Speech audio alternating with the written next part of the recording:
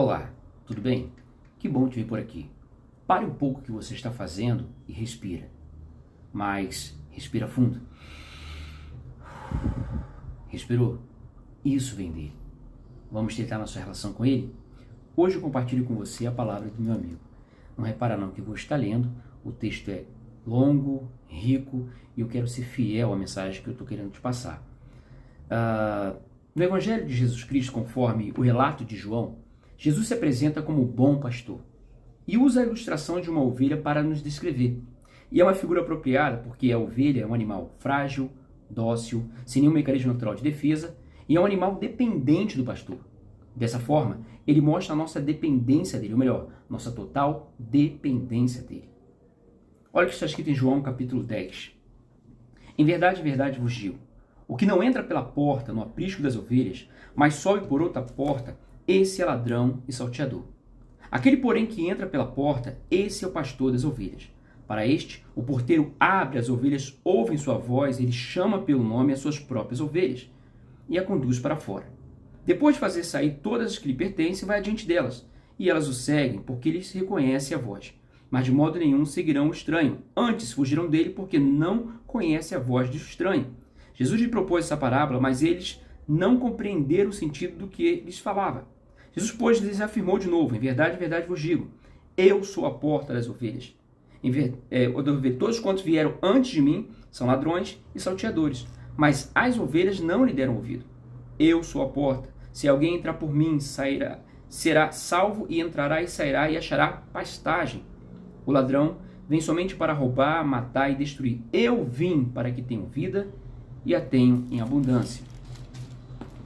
11. Eu sou o bom pastor. O bom pastor dá vida pelas ovelhas.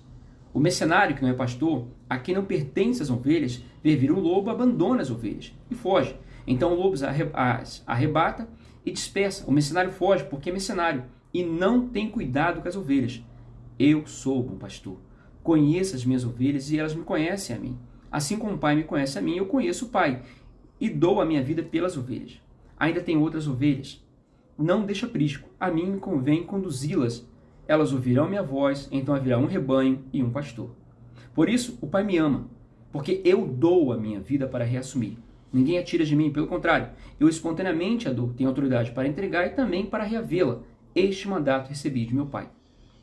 Por causa dessas palavras, rompeu uma nova dissensão entre os judeus e muitos deles diziam, ele tem demônios e enlouqueceu, porque ouvis. Outros diziam, este modo de falar não é de endemoniado. Pode porventura o demônio abrir os olhos ao cego? Celebrava-se em Jerusalém a festa da dedicação, era inverno, Jesus passeava no templo, no pórtico de Salomão, rodearam, pois, os judeus e o interpelaram. Até quando nos deixará a mente em suspenso? Se tu és o Cristo, diziam francamente. Respondeu Jesus, já vos disse, e não credes. As obras que faço em nome do meu Pai testificam a meu respeito, mas vós não creis, porque não sois das minhas ovelhas.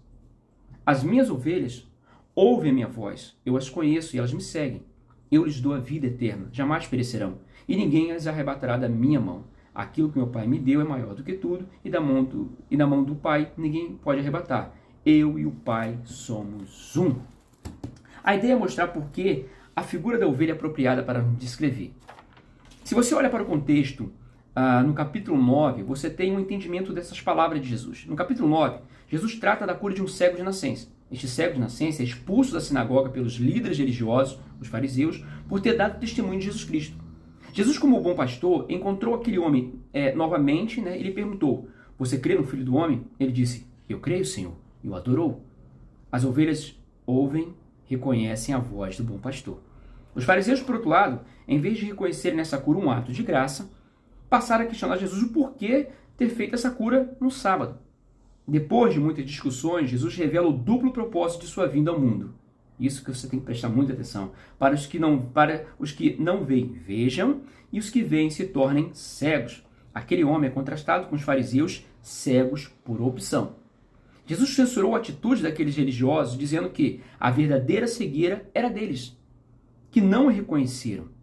Assim a luz resplandece nas trevas, mas as trevas não se apropriaram dela. A presença de Cristo e de sua verdade obriga os seres humanos a se posicionarem.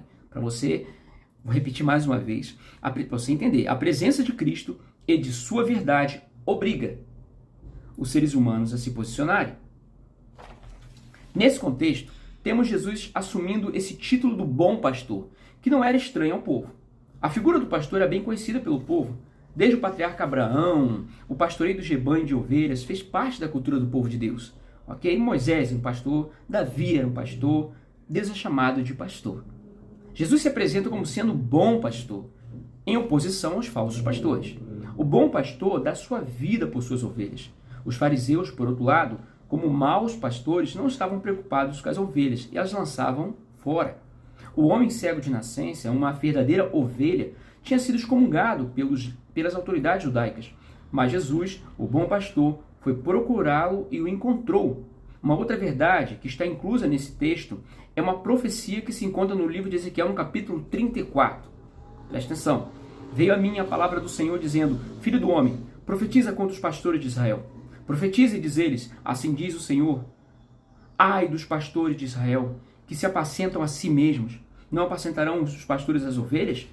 Comeis a gordura, vestivos de lã e degolais o cevado, mas não apacentais as ovelhas. A fraca não fortaleceste, a doente não curaste, a quebrada não ligaste, a desgarrada não tornaste a trazer, e a perdida não buscastes, mas dominais sobre elas com rigor e dureza. No verso 11, eis que eu mesmo procurarei as minhas ovelhas, e as buscarei. No verso 23, Deus diz: suscitarei para elas um só pastor, ele as apacentará. O meu servo Davi é quem as apacentará, ele servirá de pastor. Deus fez uma série de denúncias contra os líderes religiosos do tempo de Ezequiel, que usavam sua posição para explorar as pessoas, diferente hoje. Esses eram tidos como pastores infiéis para com o povo de Deus. Eles não sustentavam o rebanho do Senhor. Em vez disso, eles estavam mais preocupados em alimentar-se a si mesmos, estar bem vestidos. Eles não tinham misericórdia para com a ovelha doente, nem com a que estava ferida. Eles não buscavam a perdida, como Cristo, o bom pastor, fez mais tarde em João 10, 11 e 14, como nós estamos vendo aqui. Governavam apenas pela força. Ezequiel os acusou de permitir que as ovelhas se dispersassem, sendo que um rebanho espalhado, sem pastor, torna-se vulnerável. No verso 23, Deus promete levantar um pastor para cuidar do seu rebanho. Quem é esse pastor? Ele mesmo. Em João 10, 1, 18, pode ser visto como sendo o cumprimento de Ezequiel 34, 23. O próprio Jesus é o bom pastor, tal como foi predito, e os fariseus se assemelhando àqueles falsos pastores. Ok? Em harmonia com tudo isso, estamos agora prontos para um outro símbolo aqui. Ok? Em verdade, versículo 1. Em verdade, verdade vos digo: o que não entra pela porta no aprisco das ovelhas, mas sobe por outra parte, esse é ladrão e salteador. Aquele, porém, que entra pela porta, esse é o pastor das ovelhas. O símbolo subjacente aqui é um aprisco, ou um curral de ovelhas. É um curral sem cobertura, num campo aberto, um lugar murado, consistia de um muro de pedras brutas e tinha uma porta pesada. Uma porta pesada. Algumas vezes uma caverna era utilizada para o mesmo fim, mas essa não é a ideia aqui. Muitas vezes o pastor era a própria porta. Nesse lugar, às vezes ficavam ovelhas de vários pastores, era contratado um funcionário, aí aqui entra a ideia do mercenário, ok? Como funcionário contratado, para ajudar na segurança das ovelhas. Outros personagens apresentados aqui é o ladrão e o salteador, ambos buscando se apropriar de algo que não lhes pertence. Não procurariam entrar pela porta, pois ela estaria trancada e tinha de ser aberta. Ela é guardada por um porteiro. Portanto, querendo entrar, teriam de subir por outro lugar. Assim também, os líderes religiosos hostis a Jesus estavam tentando ilegalmente ganhar domínio sobre o povo dele. Os líderes religiosos hostis a Jesus eram gananciosos. Só uma observação. Eles eram gananciosos. Mateus 23, 14. Eles, com toda a sua hipocrisia e religiosidade, colocavam fardos pesados sobre os ombros dos homens, mas eles mesmos não se dispõem a movê-lo, sequer com um dedo. Esse é o retrato da liderança religiosa do tempo de Jesus. E é claro, também retrata um pouco a questão de Ezequiel. Consistiam dos muitos regulamentos por meio dos quais os antigos rabinos e os escribas e os fariseus, depois deles, sepultavam a lei de Deus e privavam os homens de sua liberdade e paz de espírito. Por exemplo, ao decretar que arrancar espigas equivalia a colher, e, portanto, estava proibido fazê-lo no sábado. Que, segundo a opinião dos escribas e fariseus mais radicais, curar uma pessoa no sábado era errado, a menos que a vida da pessoa estivesse imediatamente em perigo. Mateus 12, 9, 14, o ritual de lavar as mãos e por aí vai. Eles tentavam ganhar o povo por meio da intimidação. O contexto dessa mensagem, João 9, 22, você tem lá como funcionava. Eles evitavam a porta. Quem é a porta? O Senhor Jesus Cristo. Não criam nele, não foram escolhidos por ele. Eles queriam privar Jesus de seus discípulos.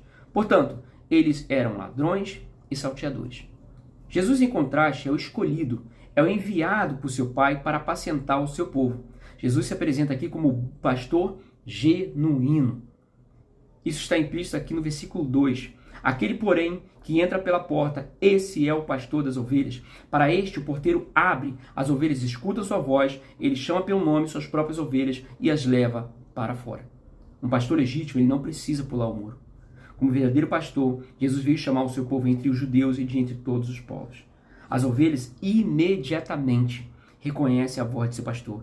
Elas não apenas ouvem, como todos os homens estão fazendo, mas escutam. Elas obedecem. Isso eu quero que você preste atenção. Esse é o diferencial. As ovelhas estão escutando. Vai destacar aqui, as ovelhas escutam e obedecem. Nas palavras de Frank Ferreira, escrevendo sobre a pessoa de Cristo, ele colocou: o cristianismo, em sua essência, é um relacionamento com uma pessoa. Como sistema, a função das doutrinas cristãs é nos guiar à presença de Deus. Ainda que a salvação seja mais do que conhecimento doutrinário, sem esse conhecimento não há salvação. A necessidade do entendimento correto, somando ao encontro pessoal, foi registrado nas palavras de Cristo, em João 8, 24. Ele disse: aos que não creem na doutrina correta acerca de sua pessoa, que eles morrerão em seus pecados. Sabe o que significa isso? Esquece essa conversa que você ama Cristo, mas não segue sua doutrina. Ok? Não existe isso.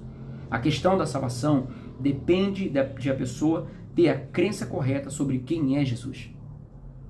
Não basta apenas dizer que ama Ele. Ah, eu amo. Não. Você tem que conhecer quem Ele é. Só tem um caminho de você conhecer pela palavra. Ok? Ainda que a salvação seja mais do que conhecimento doutrinário, sem esse conhecimento não há salvação. Não existe vida fora de Cristo. Não existe salvação sem Cristo. As ovelhas escutam sua voz, obedecem e seguem. Entendeu? Escutam. Você realmente está escutando? Você realmente está obedecendo? Você realmente está seguindo? Sua observação: no curral tem ovelhas que não lhe pertencem. Será que esse não é o seu caso?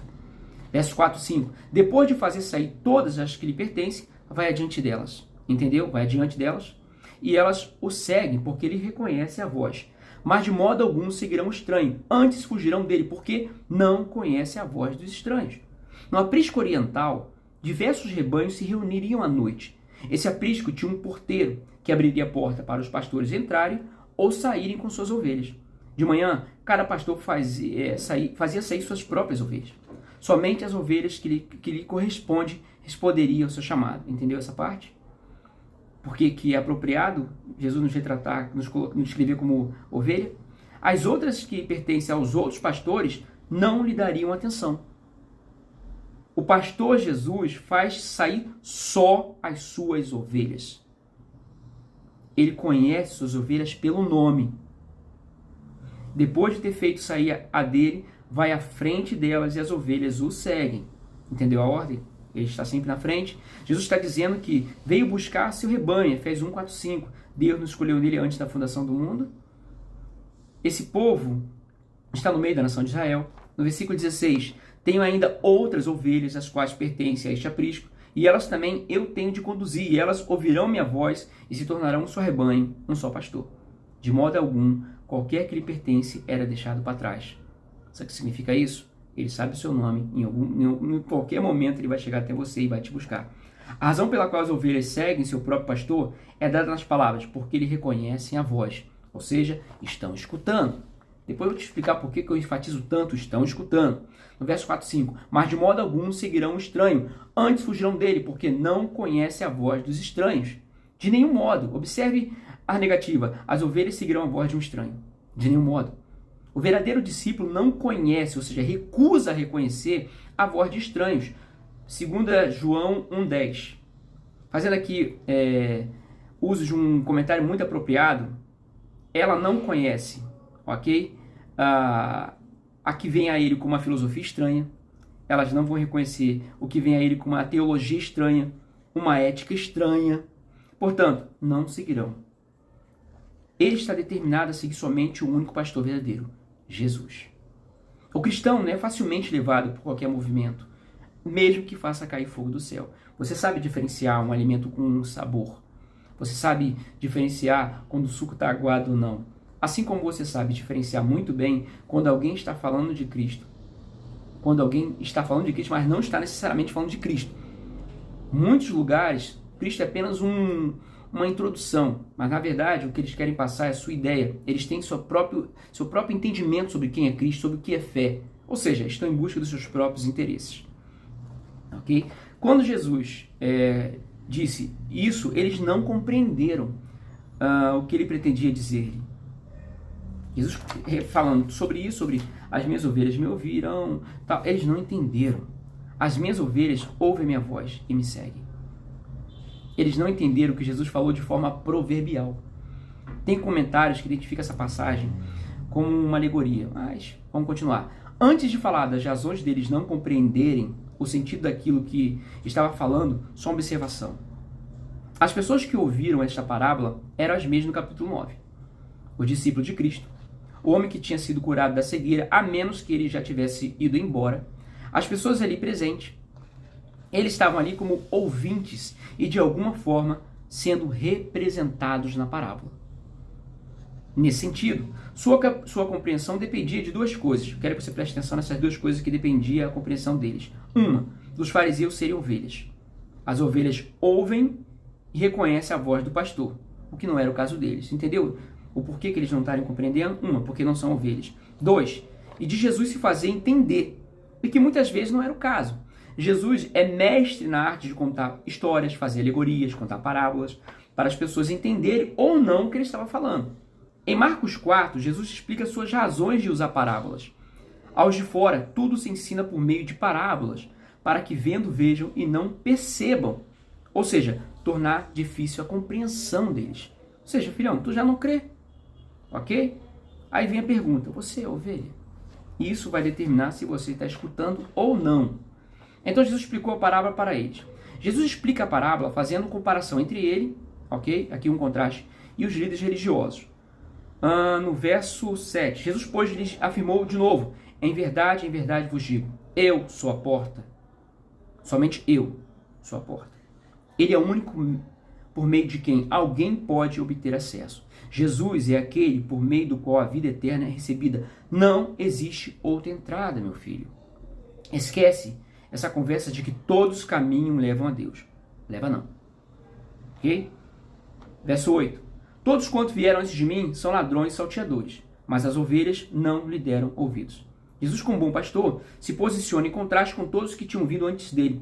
Parece-nos que Jesus estaria pensando aqui tanto nos homens que estavam em pé diante dele, como nos falsos mestres que vieram antes dele, desviando o povo da verdade. Verso 8. Mas as ovelhas não lhe deram ouvido. Os verdadeiros discípulos de Cristo não lhe davam ouvidos. Verso 9. Eu sou a porta. Jesus não é só a porta às ovelhas, é também a porta para as ovelhas. Se alguém entrar por mim, não existe outra entrada. Cristo é o caminho indispensável, suficiente para a salvação. Em João 3,16, temos a fé em Cristo como Filho de Deus, como a única porta suficiente para a salvação. Vamos lá. Eu sou a porta. Se alguém entrar por mim, será salvo. Significa receber a vida. Essas ovelhas são libertas da culpa, da miséria, do castigo pelo pecado, salvos da condenação eterna. Entrará e sairá e achará pastagem, ou seja, vida e abundância, vida de comunhão com Deus. Você é justificado, você é salvo. Em contraste com os fariseus, que é comparado com um ladrão, verso 10, 11. O ladrão vem somente para roubar, matar e destruir. Eu vim para que tenham vida e a tenham em abundância. O ladrão aqui são os líderes religiosos, seja, aqueles fariseus, como foi explicado. O contexto aqui faz referência aos líderes religiosos, tais como aqueles castigados em Ezequiel 34. Observe esse importante agrupamento: roubar, matar e destruir.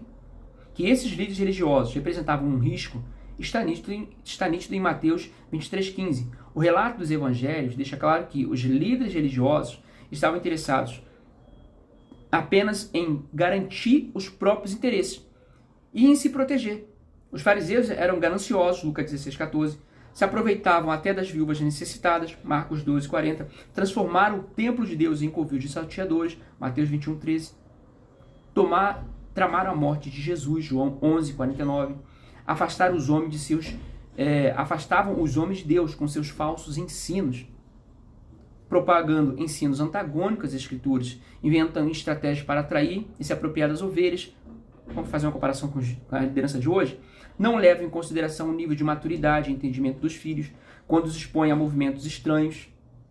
Substitui o ensino da palavra por qualquer coisa e tira a centralidade de Cristo. Está diferente hoje? Não está. São pessoas criando estratégias sem levar em consideração o nível de maturidade, o nível de entendimento. Nós vamos evangelizar.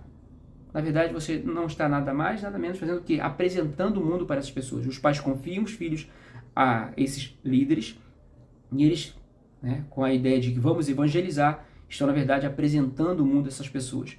Então, o verdadeiro pastor veio salvar as ovelhas, mas os falsos pastores aproveitam-se delas. O exato oposto de matar e destruir é tornar vivo.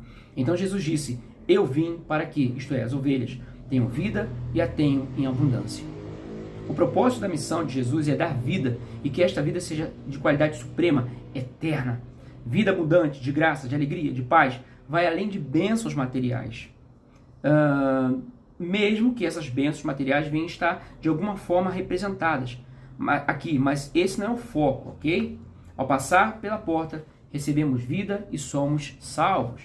Verso 11, Jesus continua, eu sou o bom pastor. O bom pastor dá a vida pelas ovelhas. O mercenário, que não é pastor, a quem não pertence às ovelhas, vê o lobo, abandona as ovelhas e foge. Então o lobo as arrebata e dispersa. Verso 13, o mercenário foge porque é mercenário e não tem cuidado com as ovelhas. Jesus então faz outra comparação para eles entenderem, entre ele, sendo o bom pastor, e os fariseus, aqui os mestres, como os mercenários. Mercenário, como lá no início foi dito, aquele que trabalha por soldo, ou seja, dinheiro. Alguém que era contratado para cuidar do rebanho. Não tem mais intenções, como o ladrão e o salteador, mas não tem interesse pessoal pelas ovelhas do pastor. Ele toma conta em troca do seu salário. Ele faz sua obrigação muito bem em tempos normais. Mas quando há perigo, ele está mais preocupado com a sua segurança do que com a das ovelhas. Ele não se põe em risco para defender as ovelhas do lobo como pastor de verdade. Os mercenários estão preocupados em usar as ovelhas para o seu sustento, para ganhar likes, para fama, para dominar, e por aí vai. Consegue identificar alguns? Então, ou seja, não estão preocupados com o povo de Deus, contrastando com os fariseus que expulsaram o que dantes fora cego. João 9. O bom pastor, ele toma conta das ovelhas de tal modo que ninguém pode nos arrancar de suas mãos. Verso 11. Diferente dos mercenários, o bom pastor dá a vida pelas ovelhas. Diferente dos fariseus que mantinham um relacionamento de interesse com as ovelhas, visto como mercenário, ele, o bom pastor, ama suas ovelhas, a ponto de se oferecer como sacrifício em favor delas, em lugar delas. Nisso está o amor de Cristo. Ele dá voluntariamente sua vida em troca da delas. 2 pontos importantes, versículo 11.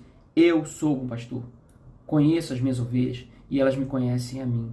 Assim como o Pai me conhece a mim, eu conheço o Pai e dou minha vida pelas ovelhas. Outra vez Jesus repete, eu sou o bom pastor. Ele, somente ele é bom.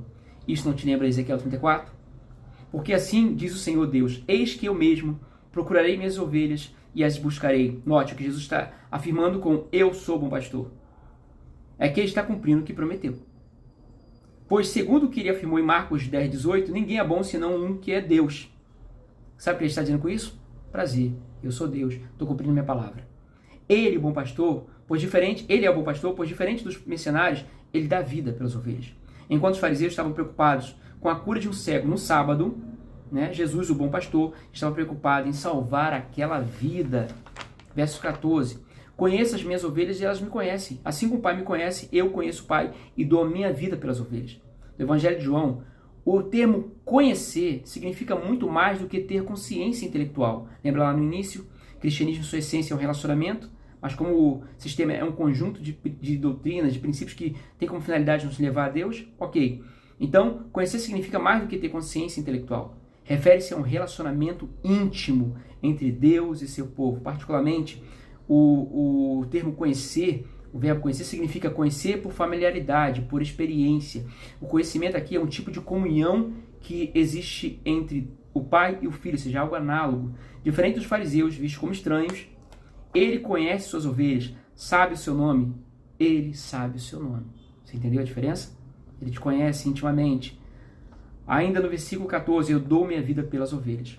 O bom pastor dá sua vida em benefício das ovelhas. Mas a única maneira pela qual ele pode beneficiar as ovelhas, salvando-as da destruição perpétua, eles concedendo a vida eterna e morrendo no lugar delas, como aprendemos no Mateus 20, 28, Marcos 10, 45. A morte de Cristo foi necessária, segundo Paulo, para resolver o problema de nosso pecado. A justiça de Deus, ela pede a punição do pecador, ela pede a sua morte. Deus não seria justo se o mal não fosse julgado e castigado. Por outro lado, o desejo de Deus era perdoar pecadores e reconciliá-los consigo mesmo. Segundo a manifestação do seu amor, em Romanos 3, o apóstolo aborda a questão de como é que Deus pode permanecer justo e também justificar pecador. Em outras palavras, como declarar ao pecador a condição de justo, sendo ele um Deus santo?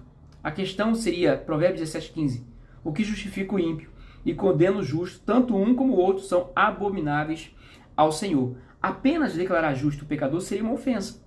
A solução do problema está em que o pecador possa ser declarado justo desde que a penalidade dos pecados seja paga por um substituto adequado. Dessa forma, a expiação é uma manifestação da justiça de Deus. Romanos 3:21. Todos pecaram, Romanos 3:23, e devem pagar o preço do pecado, que é a morte, Romanos 6. Pois sem derramamento de sangue não há remissão dos pecados. Hebreus 9. Assim Deus fez seu único filho, Jesus, um sacrifício propiciatório, e assim, por meio deste sacrifício, sua justiça foi satisfeita, Romanos 3:25. Por Adão, o pecado entra no mundo e a condenação passou a toda a sua posteridade. Cristo obedeceu ao Pai e foi para a cruz, Filipenses 2:8. E por meio deste ato de obediência, muitos se tornaram justos, não todos. O texto de João 3,16 afirma que o amor de Deus o motivou a enviar Jesus, seu Filho unigênito, com o propósito de salvar todos os que nele crê. É para as ovelhas, só para as ovelhas, que o bom pastor dá a sua vida. Jesus morreu por aqueles que lhe foram dadas pelo Pai, pelos crentes verdadeiros. Tem ainda outras ovelhas, verso 16, quais não pertencem a esse aprisco. A elas também eu tenho de conduzir, e elas ouvirão a minha voz, e se tornarão um só rebanho, um só pastor. Pode ser chamadas minhas ovelhas? Uma verdade está sendo proclamada aqui, a saber, que o rebanho de Cristo não estaria mais confinado entre os judeus. Por maior que seja o número das ovelhas, são conhecidas por ele, em última instância, responde a sua voz. Se Jesus tem outras ovelhas que não são deste aprisco, a referência são os gentios, quando ele chamar, aqui a pregação da palavra, elas também responderão a sua voz. E haverá um só rebanho, um só pastor. Assim, a salvação que vem dos judeus deve primeiro ser anunciada aos judeus, mas se abre para incluir gentios também. Todos, judeus, gentios, ou seja, os outros povos, formarão um único rebanho, ou seja, a igreja, sob um único pastor, Jesus Cristo. Verso 17, por isso o Pai me ama, porque eu dou a minha vida para reassumir. Ninguém a tira de mim, pelo contrário, eu espontaneamente a dou. Tenho autoridade para entregar e também para reavê-la. Este mandato recebi de meu Pai.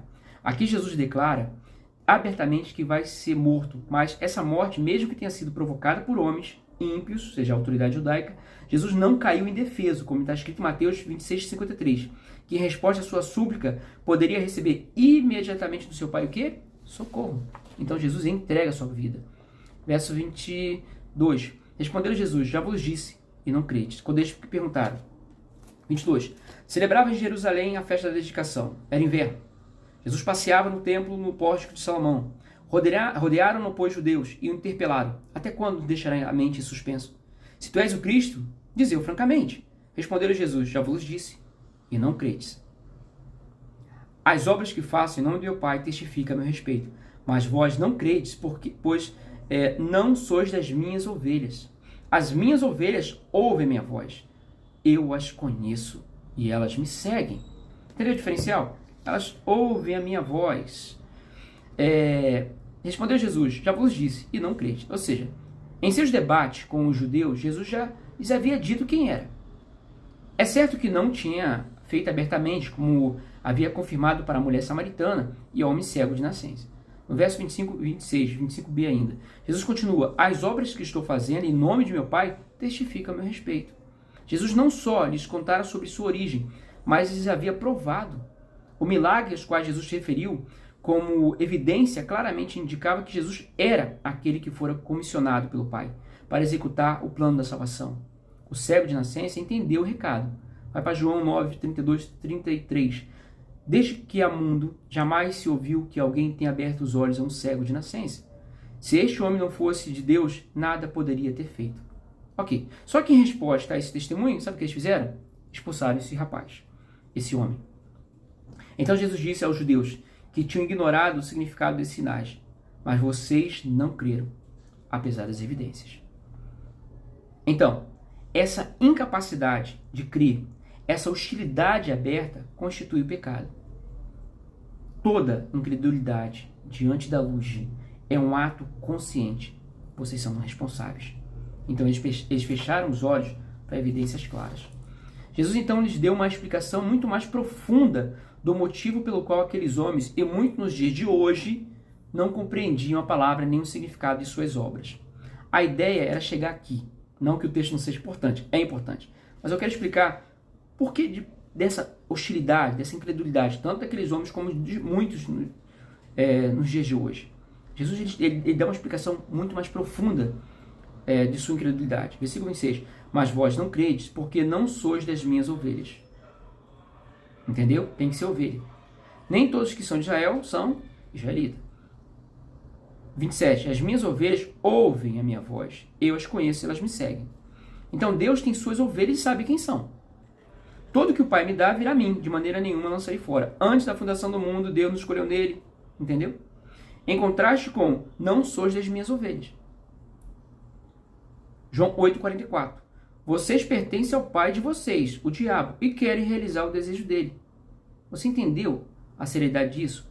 Aqui está a linha divisória. O que Jesus está dizendo? Olha, eu tenho as minhas ovelhas. Tem alguns que não são. Vocês não são. Por isso que vocês não estão entendendo. Então Jesus está começando a aprofundar o porquê da incredulidade daqueles homens nos seus dias e nos dias de hoje. Porque vocês não são minhas ovelhas. A divisória quem fez foi o próprio Cristo, foi o próprio Deus. O homem que ouve a palavra de Deus, ele não tem conhecimento, ok? Da eleição divina. Então vamos lá, vamos entrar um pouco nisso. Na Bíblia, a eleição divina e a responsabilidade humana coexistem em equilíbrio. Do ponto de vista humano, preste atenção nisso, tornamos-nos ovelhas de Cristo quando cremos. Mas do ponto de vista divino, cremos porque somos ovelhas. Entendeu? Eu vou melhorar isso aqui.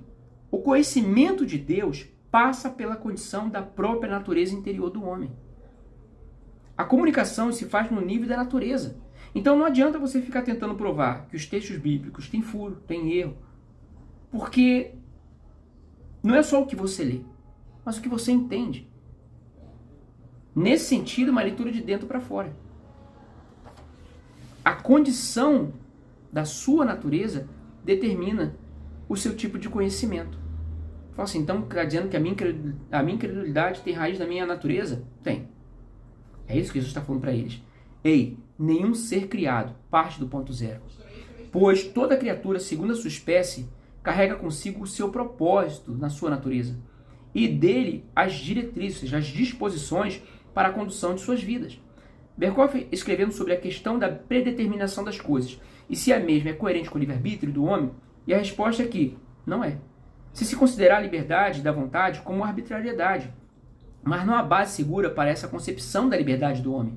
A vontade humana não é uma coisa inteiramente indeterminada, uma coisa solta no ar e que pode pender arbitrariamente numa ou noutra direção. Em vez disso, é uma coisa arraigada em nossa natureza, ligada aos nossos mais profundos instintos e emoções.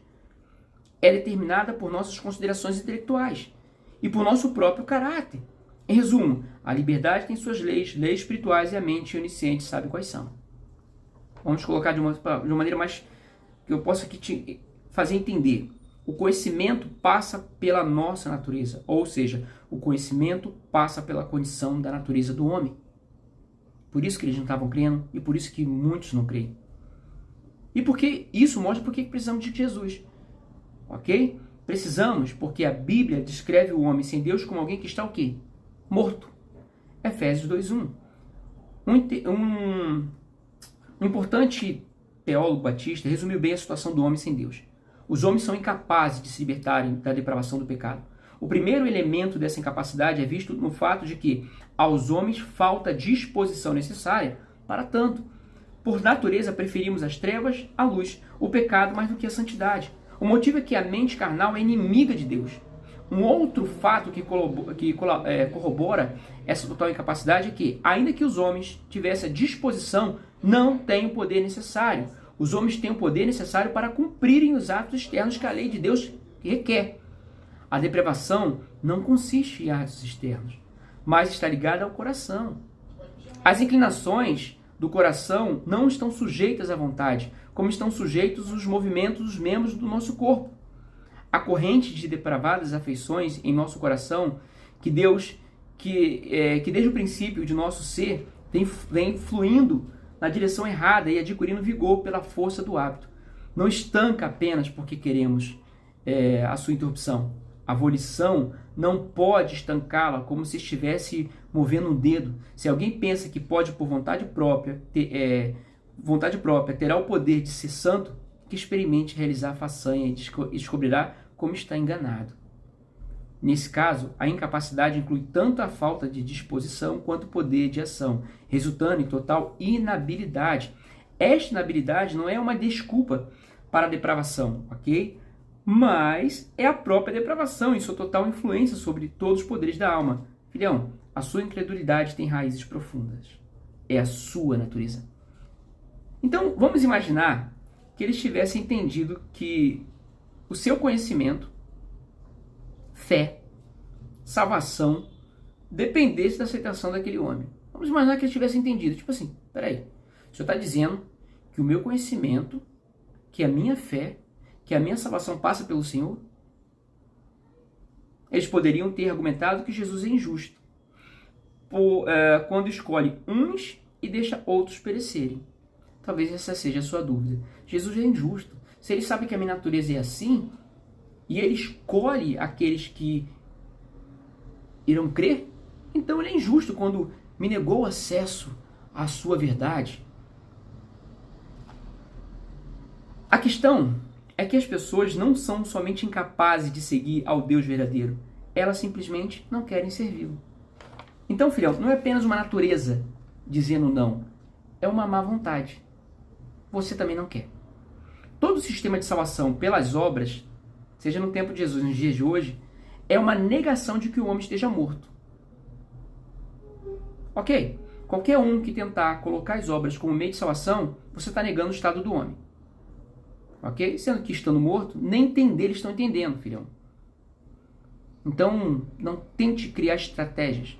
É Deus que envia aqueles que Ele está vivificando. Você só tem que ler a palavra. Nada mais do que isso. Então, Deus não é obrigado a salvar aqueles que trouxeram a destruição sobre si mesmo. Além disso, deve-se ter em mente que da parte deles, a incapacidade e a má vontade estão o quê? De mãos dadas. Então, em toda essa representação, Deus permanece respectivamente santo e soberano, e sobre o homem que repousa toda a culpa. Não é só incapacidade, é ato consciente. Você que não quer crer. Ok? Ninguém pode ser poupado, ninguém deve ser poupado de ser punido alegando desconhecimento da vontade de Deus. Ninguém pode falar, Senhor, eu não creio porque o Senhor não me escolheu. Eu não creio porque o Senhor não me deu acesso à sua verdade. Já que não é só ler, eu tenho que entender. E o meu entendimento passa pela sua vontade. Passa pela sua aceitação. Ninguém pode alegar isso. Sabe por que ninguém pode alegar? Eu vou te dizer por quê. Porque ao criar o homem segundo a sua imagem, Deus o dotou com aqueles atributos que pertencem à sua própria natureza com o Espírito. Tal conformidade de natureza entre o homem e Deus não é só prerrogativa distintiva da humanidade no que tange às criaturas terrenas, mas também a condição necessária de nossa capacidade de conhecer a Deus. Calvino ensinou que Deus é nitidamente revelado na criação e conhecido por todos os homens, ou seja, Deus não está negando ninguém entendimento. Se a imagem diz respeito àqueles elementos que na condição dos seres humanos permite-lhes o cumprimento do seu propósito, esta constitui um elemento base. Van Grunen, ele afirmou que a criação da humanidade, a imagem de Deus, faz com que o ser humano reflita de forma finita aspectos do ser de Deus, o Rei Criador, tais como qualidades éticas, atividades culturais, como o cultivo da terra, como ele escreveu, a humanidade, em sua forma física, também refletiria as próprias capacidades do Criador. Aprender, conhecer, exercer amor, produzir, controlar, interagir, as capacidades espirituais, tais como a capacidade de se relacionar com Deus e com o outro. Deus te negou acesso? Não, não, não. Não é só uma natureza, é você que não quer. Ainda sobre o conhecimento, como está escrito no começo do livro das Institutas da religião cristã, afirma-se que o conhecimento de Deus é inato na consciência do homem, que existe na mente humana e, na verdade, por disposição natural, certo senso da divindade.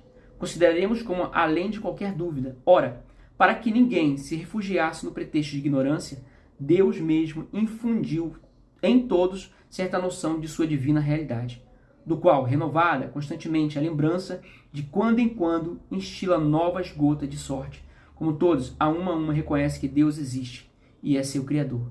São por seu próprio testemunho condenados, já que não só lhes rendem o culto devido, mas ainda não consagram a vida à sua vontade.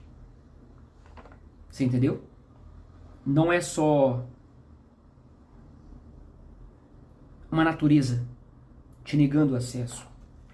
É você que também não quer entender a vontade dele. No começo do século XVII, nós temos uma outra declaração. No princípio, o homem foi criado à imagem de Deus. Foi adornado em seu entendimento com verdadeiro e salutar conhecimento de Deus e de todas as coisas espirituais. Sua vontade, seu coração eram retos, todos seus afetos puros. Portanto, era um homem completamente santo. Mas, desviando-se de Deus, sob instigação do diabo e pela sua livre vontade, ele se privou desses dons excelentes. Em lugar disso, trouxe sobre si cegueira, trevas terríveis, leviano e perverso juízo em seu entendimento, malícia, rebeldia e dureza em sua vontade e em seu coração, e ainda impureza em todos os seus afetos. Deus nos criou de tal modo que encontrá-lo e conhecê-lo corretamente não é uma questão de escolha, mas obrigação. Ele está nos atraindo para ele todos os dias. O problema é que a reação do homem diante da revelação de Deus é um retrato fiel de sua natureza corrompida. De novo, a reação do homem diante da revelação de Deus é um retrato fiel de sua natureza corrompida. Você é hostil. Ok? Assim, eu quero que você entenda uma coisinha. Antes disso, vamos aqui. Por esse conhecimento, aí você diz assim, ok, eu tenho uma natureza corrompida. Tenho. Ao mesmo tempo, sou criado à imagem. Então, a imagem aponta para um propósito. Eu fui criado para conhecê-lo. Correto? Correto. Então, eu posso encontrar o meu caminho de salvação. Certo? Errado. O conhecimento que vem por meio da natureza, por meio da sua consciência, ele é suficiente para te condenar. Mas ele não é suficiente para gerar o entendimento sobre a obra da salvação. Ele não mostra que você precisa de Cristo. Então, o que Deus fez? Vamos para uma outra confissão. Por esse conhecimento, alguém pode ser salvo? Não. Vamos lá. Olha essa declaração. Ainda que a luz da natureza e as obras da criação e da providência, de tal modo, manifestem a bondade, a sabedoria e o poder de Deus, que os homens ficam inexcusáveis. Contudo, não são suficientes para aquele conhecimento de Deus e da sua vontade necessários para a salvação. Por isso, foi o Senhor servido em diversos tempos e diferentes modos revelar-se e declarar à sua igreja aquela sua vontade, e depois, para a melhor preservação e propagação da verdade, para o mais seguro estabelecimento e conforto da igreja, contra a corrupção da carne e malícia de Satanás e do mundo, foi igualmente servido fazê-la escrever toda. Isto torna indispensável o quê? A Escritura Sagrada. Entendeu? Assim, a sua ideia de fé a parte da revelação em sua plenitude, o que eu estou incluindo aqui? A revelação natural e a revelação especial. Se revela um ato de rebeldia. Ok, em resposta a essa atitude de hostilidade do homem, essa sua incredulidade, nisso se revela a ira de Deus. Se você vai para Romanos 1, né, Paulo falando sobre como Deus reage a essa atitude de hostilidade do homem em relação à sua revelação, ok? Como foi dito, o homem ele se nega a aceitar a revelação na sua plenitude, seja aquela que vem por meio da natureza, da consciência. Por fim, o homem se nega a vir a Cristo, ok? Porque, Romanos 1,18, porque a ira de Deus está sendo revelada do céu contra toda impiedade e injustiça das pessoas que estão constantemente tentando suprimir a verdade por sua injustiça. Ira de Deus é sua indignação estabelecida, difere de fúria. Ira de Deus é a sua resposta ao pecado, é a retribuição da sua natureza santa diante de toda rebeldia. Essa revelação da ira de Deus é feita na consciência de todos os homens. Então vamos lá, ira de Deus contra o quê? Ira de Deus contra toda impiedade. Aponta para o pecado como ausência de referência a Deus. O homem não tem temor, não tem respeito a Deus. E a ira de Deus também se revela contra toda perversão. Estou falando de pecados morais, contra o próximo. Então a Escritura ensina que os maus fazem tentativa para suprimir a verdade. O homem ama seu pecado, o homem deliberadamente detém a verdade. Aqui a ideia é sufocar, a ideia de afogar, ok? A ideia aqui é sufocar, afogar. Deus se revelou, vamos lá, na natureza, ok? Na consciência do homem. Senso moral, você tem a consciência daquilo que é certo e errado. Você sabe o que é certo e errado, ok? O homem tem esse tribunal interno. Isso é manifestação da vontade de Deus. Deus se revelou na Escritura e, por último, se revelou na pessoa de seu Filho. Então, vamos lá. Olha o que o homem faz nessa, aspas, tentativa de Deus de se manifestar ao mesmo. Ok? O homem suprime a revelação, que vem por meio da criação, ok? Da consciência. O homem se recusa a vir a Cristo. Então, ele não só se recusa a aceitar a revelação que está na criação, se recusa a aceitar a revelação que está na sua consciência e, por fim, ele se recusa a vir a Cristo. Os puritanos tratavam exaustivamente a respeito dos obstáculos à conversão. E eu faço questão de pontuar isso aqui, que eles colocaram de maneira bem organizada. Vamos lá. 1. Desprezo intencional. Quais são os obstáculos à conversão? Desprezo intencional pelos meios de graça. 2. Más companhias. 3. Total ignorância das verdades bíblicas. 4. Incredulidade. 5. Ignorância. 6. Dureza de coração. 7. Grande fascinação e interesse pelo mundo. 8. Hábitos pecaminosos que subjugam a mente. 9. Amor próprio, insolência, insensato. 10. Conversão enganosa. Temos muito casos desses. 11. Viver entre fortes tentações ao pecado. 12. Escândalos e divisões na igreja. Apesar disso, não se esqueça, a igreja é muito maior do que isso. Tem pessoas que dizem, a igreja tem que pedir perdão. Filhão, são pessoas doentes que estão sendo ali curadas, ajudando outras pessoas que estão doentes. Então, não espere muita coisa. Nós esperamos tudo de Cristo. Dele temos socorro, o alívio de nossas dores. 13. Educação deficiente recebida em casa. Ou seja, o homem não só está se destruindo, está destruindo também seus filhos. Então, vamos colocar como posso dizer, essa educação deficiente recebida em casa, ela torna difícil, não impossível a conversão. Porque se é de Deus, Deus vai buscar, independente do estrago que você esteja fazendo com seu filho. 14. Lutar contra o Espírito Santo. 15. Falta de sinceridade religiosa. 16. Adiamento, e vai adiando. Já tive alguns amigos que falaram, olha, hoje não. E teve um amigo particular que a gente conversando, e isso foi numa sexta-feira, a gente falou, cara, tá na hora de voltar. Ele disse, não vou voltar, mas eu volto semana que vem. Felizmente não deu tempo, espero que esteja com o pai. 17. Não perseverar até o fim, depois de começar bem. Tem pessoas que começam bem, mas os interesses do mundo, né, suas próprias vontades não deixam ela permanecer. Entendimento errôneo de algumas passagens da Escritura. Orgulho de não querer ser ensinado. 20. Obstinação teimosa. Como são muitos pontos, vou ficar em 2 aqui só, ok? Algumas pessoas recusam vir a Cristo porque não o entendem como foi revelado nas Escrituras. Alguns procuram vir a Cristo para encontrar alívio, mas sem levar em conta que as Escrituras ensinam. Então buscam a sua própria imagem. Querem vir a Cristo? Querem, mas o Cristo que elas entendem como verdadeiro. Não é o Cristo que se revela na Escritura, um Deus que é santo, que é justo, que é verdadeiro. Não, ela tem a sua própria imagem e diz, é esse Deus aqui que eu sigo. Ok? E outro seria, algumas pessoas acham que vieram a Cristo, mas sua conversão é uma simulação superficial, não é uma conversão do coração. Ok? Chega no ambiente, luzinha, o cara chora, tá? Como foi dito, o cara chora, e põe aquela luzinha. Fala de Cristo, mas sem necessariamente estar falando de Cristo. Então a pessoa acredita que está em Cristo, mas não está em Cristo. E por aí vai. Ok? Então vamos lá. Firma-se o princípio de que os homens são julgados segundo a luz que tiveram. Ok? Eu nunca tive acesso à palavra. Ok, se Deus te julgar pela sua consciência, você também vai ser condenado.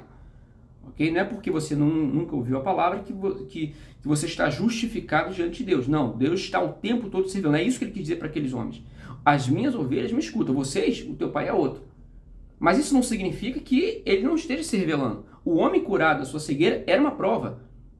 Ele deixou bem claro isso. A questão é que muitas vezes o homem quer viver, acha que vai viver da maneira que ele quer viver e no final acredita que vai estar sendo salvo. Quer ver um exemplo? Lucas 16, 19 e 31. Isso aqui é o quê? Para quem acredita que a escolha, né, de Cristo não é importante e sua maneira livre de ver a fé, independente da vontade do Pai, é o melhor caminho, então que você vá até o fim, para ter certeza. Ou escuta o que o rico e o Lázaro falam, estão por meio das Escrituras, a respeito do caminho do homem. Você tem Jesus contando uma situação, ele dizendo que o rico tinha de tudo, vivia com tudo bom, do melhor, né? O pobre, o Lázaro, estava ali à sua porta, esperando uma migalha, o rico vivia e tudo. Um dia os dois morreram. Um vai para o seio de Abraão, o outro vai para o inferno. E o rico continua sendo rico lá no inferno, achando que todo mundo deve a ele favor. O pai Abraão manda Lázaro vir aqui, me dá água porque eu estou com sede. Manda, ou seja, continua, porque é assim que são as pessoas. Eles têm os seus próprios caminhos e acredita que depois que morre alguém chega e fala assim, está no céu. O ser humano acredita que fazendo uma caridade aqui e outra ali, sem considerar o caminho que Deus escolheu, a questão que, entendeu que Deus nomeou somente aquele pobre? Então ele foi para o céu porque ele é pobre. Não.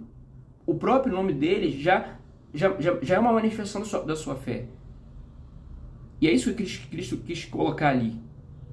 Ok? E quando está lá no inferno, ele quer mandar. E ele disse, olha filhão, há um abismo, não tem como. Morreu, segue seu julgamento, não tem como você mudar. O tempo de mudar, o tempo de você estar na presença de Deus, de considerar a sua vontade, de considerar a sua revelação, os meios que ele escolheu para te salvar, é agora, não é amanhã. Chegando do outro lado, é um grande abismo, você não pode voltar. Mas até então quem foi, nunca me disse como é lá, filhão, ninguém volta. Quando o rico diz, olha, manda ele voltar, ele disse, só tem maneira de Lázaro voltar, ressuscitando.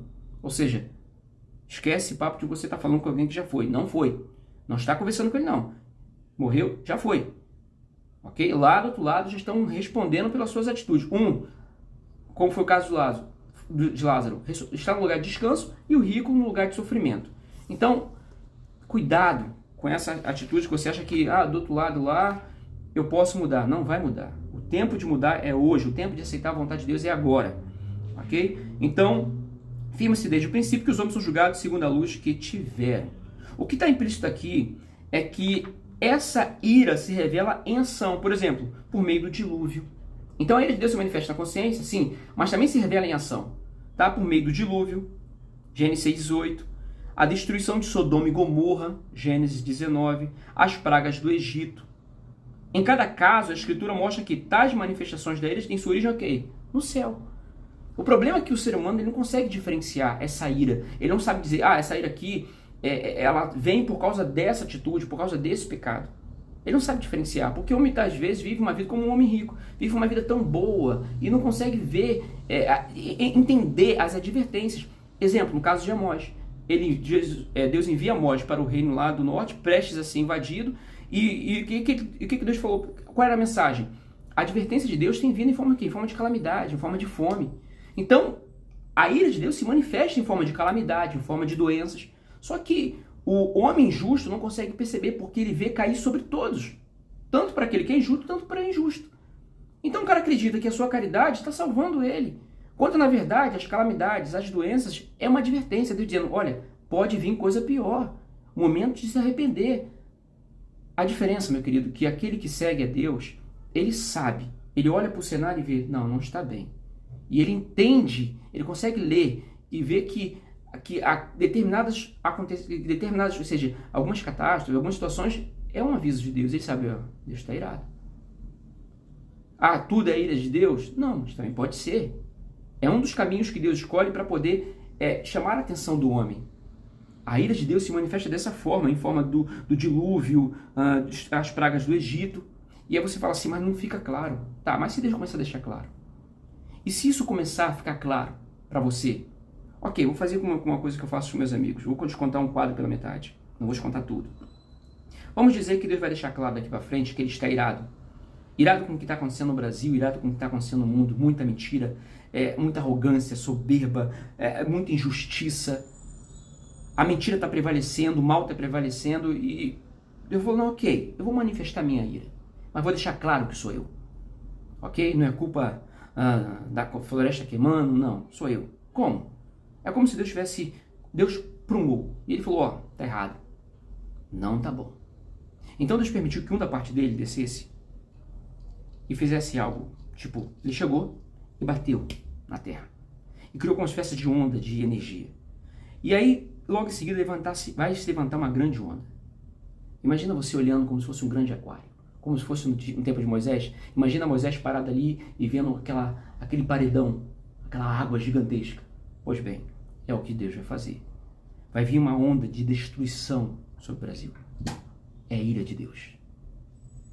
Deus está tão irado com o Brasil que ele vai permitir que essa grande onda venha e vai vir varrendo. Vai vir varrendo uma grande onda de destruição. Fica o aviso. Ao mesmo tempo, Deus vai usar essa nação não só para alimentar o mundo, mas também para levar a sua palavra. E qualquer um que se voltar contra essa nação, o que Deus vai fazer? Ele diz, eu vou colocar de joelho. Não que Deus não queira destruir, não. Deus reprovou o governo que está lá. E Deus falou, se vier contra o Brasil, eu vou colocar essa nação de joelho e vou permitir que uma grande onda bate lá. Destruição de todos os tipos. Deus vai usar a natureza para bater no homem. E somente isso, Deus não. Deus disse, certas nações que culpam o Brasil pelo que está acontecendo. Então a mesma situação está acontecendo exatamente nessa nação. E está todo mundo em silêncio. Deus disse, eu estou vendo. Então é como se Deus vai permitir que lá também acontecesse o quê? Deus disse, um calor tão forte, como diz Elias, segura a minha palavra, não vai chover. Um calor tão forte que vai ficar impossível sair na rua. Em outros lugares, Deus disse, eu vou batizar. Outros lugares, Deus disse, eu vou dividir. A ira de Deus vai se manifestar no mundo. E vai ficar bem claro que não é o clima, não é a Amazônia, é Deus irado. Por alguma razão, Deus escolheu essa nação brasileira para manifestar o seu poder. Primeiro uma correção, e depois Deus vai ajudar essa nação de uma forma tão grandiosa que o mundo vai ver que essa nação tem um Deus governando ela. Não se esqueçam disso. A providência é um ato divino, externo e temporal, em que Deus preserva, governa e controla cada coisa que existe. E vai ficar claro, tanto a sua ira, tanto a sua graça para o Brasil. Escuta o que vai acontecer, ok? Vamos lá. 27. Na Bíblia, a eleição divina e a responsabilidade humana coexistem em equilíbrio. Voltando para a passagem de João 10. Ok? Responsabilidade humana e eleição divina, elas existem em equilíbrio. Versículo 26. Mas vós não credes, porque não sois minhas ovelhas. Ok? Tem raiz na natureza? Tem raízes? Tem. A sua credibilidade tem uma raiz, é profunda e você não pode mudar. Mas ao mesmo tempo, há um ato consciente. Existe uma má vontade de escutar a vontade de Deus. Então, a resposta é apenas as ovelhas, aquelas que o Pai leva a Cristo, é que chegam à verdadeira fé. Ok? Sem Cristo não dá e você precisa de Cristo. Vamos lá. As ovelhas do bom pastor são aquelas que foram dadas pelo Pai. Aquilo que meu Pai me deu, lembra? 27, 28. As minhas ovelhas ouvem a minha voz, eu as conheço, elas me seguem, eu lhes dou a vida eterna, jamais perecerão e ninguém as arrebatará da minha mão. Então as ovelhas, toda ovelha, ou seja, o pecador salvo, é uma dádiva do amor do Pai para o seu filho. A base para a salvação do homem repousa para sempre em Deus, não no homem. Então, minhas ovelhas se tornaram minhas não por seus méritos. Se tornaram minhas porque me foram dadas por meu Pai. Por isso, elas têm essa capacidade de escutar a minha voz. Minhas ovelhas ouvem a minha voz. Precisa ser minha para ouvir. Então, a regeneração ela vem antes da conversão. Ok?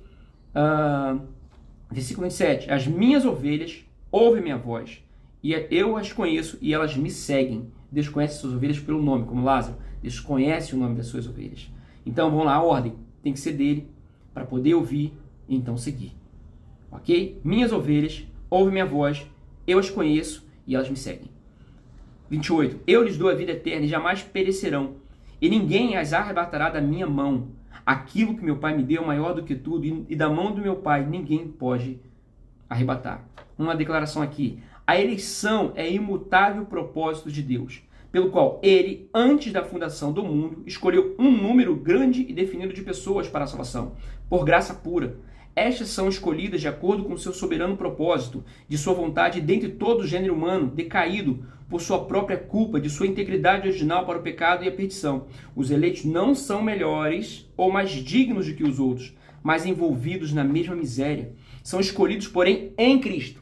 Olha a necessidade de Cristo, a quem Deus constitui desde a eternidade mediador e cabeça de todos os eleitos e fundamento da salvação. E para salvá-los por Cristo, Deus decidiu dá-los a Ele e efetivamente chamá-los e atraí-los à sua comunhão por meio da sua palavra e de seu Espírito. Em outras palavras, Ele decidiu dar-lhes verdadeira fé em Cristo, justificá-los, santificá-los. Então esquece esse negócio que eu sou salvo. Não, filhão, você responde a uma nova natureza criada em Cristo, por meio do seu Espírito. E depois, tendo-se guardado poderosamente na comunhão com o seu Filho, finalmente glorificá-los. Deus fez isto para a demonstração de sua misericórdia e para o louvor da riqueza da sua glória e graça. Versículo 29 e 30. Aquilo que meu Pai me deu é maior do que tudo, e da mão do meu Pai ninguém pode arrebatar. O amor eletivo de Deus precede ao envio de seu Filho. Ele e o Pai têm um único propósito. O Pai e o Filho têm uma propriedade das ovelhas. Versículo 29. Ninguém pode arrebatá-las, nem o lobo, nem Satanás, nem um falso profeta, nem aquele que persegue, nem aquele que vai se passar por Deus. Ninguém em tempo algum poderá arrebatar qualquer ovelha da mão do Pai. Eu e o Pai somos um. Nesta passagem, Jesus afirma sua completa igualdade com o Pai. Certamente que se o Filho e o Pai são essencialmente um, então quando Jesus afirma eu e o Pai somos um, ele não pode estar se referindo somente em cuidado das ovelhas. A trindade econômica repousa sobre a trindade essencial. Pessoas distintas de um único Deus. Amo essa parte. Então os judeus entenderam muito bem. Versículo 31. Que Jesus, ao dizer eu e o Pai somos um, afirmava sua igualdade com o Pai. Pegaram em pedras para o apedrejarem. Versículo 32. Jesus lhes respondeu, eu lhes mostrei muitas boas obras da parte do Pai. Por qual delas vocês estão tentando apedrejar-me? Jesus sai dali, vai para o outro lado e lá as pessoas creem. Então é isso que eu quero que você entenda. Não existe salvação fora de Cristo. Ele é o único caminho de salvação. Não é o que você escolhe. O pastor sempre vai na frente das ovelhas. Não tente mudar a ordem. Não funciona assim. Não é eu estou escolhendo, eu vou. Não, filhão. Considera a vontade de Deus está sendo comunicada. Considera a ira dele que está se manifestando e vai se manifestar, como acabei de avisar, muito mais. Antes de tudo isso são advertências para aquele grande dia. Porque vai chegar um momento que Deus não vai segurar, não vai ter graça. Vai simplesmente a ira pela ira dele. Contra tudo o mal, contra toda a injustiça que está acontecendo nesse mundo. Então vamos lá. Resultado de nossa união com Cristo, resumindo esse texto. Quem está em Cristo tem uma nova natureza, 2 Coríntios 5,17. Por isso você pode escutar. A adoção do cristão também ocorre em função da nossa união com Cristo, João 1,12. Por isso você pode escutar. A capacidade de um cristão gerar fruto depende da nossa união com Cristo, João 15,4. Por isso você pode escutar. Criados em Cristo exatamente com o propósito de cumprir as boas obras para as quais Deus nos predestinou, Efésios 2,10. Por isso você pode escutar. Temos pleno acesso a Deus, pois estamos em união com Cristo, Efésios 3,12. Por isso você pode escutar. Os que estão em Cristo não são condenados, Romanos 8. Por isso você pode escutar.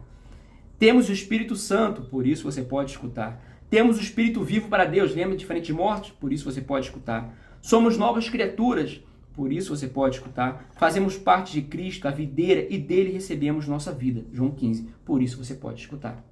Só para lembrar, a comunicação se faz no nível da natureza. Não é só o que você lê, mas o que entende. Seu entendimento passa pela permissão, passa pela aceitação dele.